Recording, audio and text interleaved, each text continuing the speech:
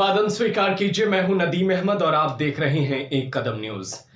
Rafale deal एक तरीके से भाजपा सरकार के लिए गले का फांस बनता जा रहा है।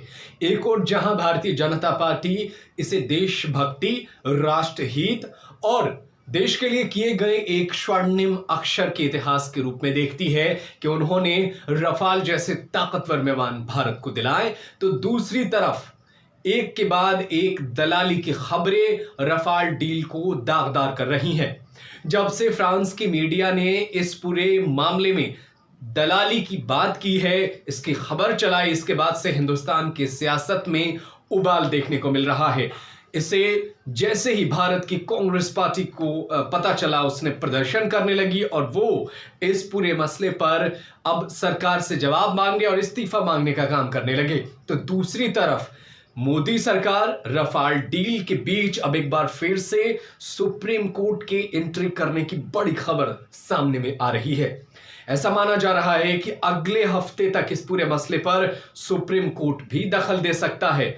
दरअसल खबर यह है कि रफाल डील में हुए दलाली पर सुप्रीम कोर्ट के अंदर एक जनहित याचिका यानी PIL दायर की गई थी।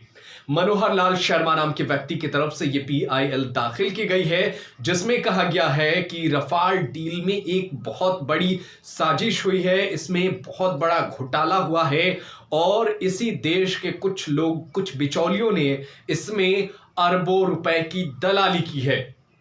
इस जनहित याचिका में मांग की गई है कि सुप्रीम कोर्ट की निगरानी में इस पूरे मसले की CBI जांच होनी चाहिए। जो भी दोषी है उस पर कार्रवाई होनी चाहिए। अगर प्रधानमंत्री तक दोषी हैं तो उन पर भी कार्रवाई होनी चाहिए। ऐसा माना जा रहा है कि इस पूरे मसले पर अगले हफ्ते सुनवाई हो सकती है। इसके साथ ही मनोहर लाल शर्मा नाम के व्यक्ति की इस PIL में सुषेण गुप्ता का भी नाम शामिल है। जी हां दोस्तों, ये वही सुषेण गुप्ता है जिसका नाम जो है अगस्ता वेस्टलैंड VVIP चॉपर जो है डील में सामने आया था और वो इस पूरे मसले पर मुकदमा भी झेल रहा है। उसी का नाम इस पूरे मसले पर भी शामिल है।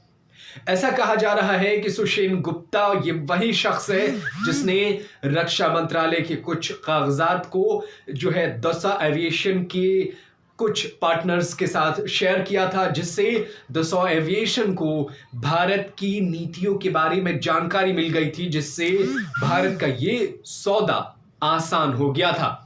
हालांकि इस पूरे मसले पर जो भी बात है वो अब अगले हफ्ते ही क्लियर हो पाएगी, क्योंकि अगले हफ्ते ही सुप्रीम कोर्ट में ऐसा माना जा रहा है कि सुनवाई हो। लेकिन यह कहा जा सकता है कि इस पूरे मसले पर इंडियन मीडिया जिस तरीके से चुप था, इंडियन मीडिया जिस तरीके से इस पूरे मसले की लीपापोती कर रहा था, तो वहीं दूसरे देश यानी फ्रांस की मीडिया ने भारत सरकार की इस दलाली की और बिचौलिए की खेल को पूरी तरीके से बेनकाब कर दिया है।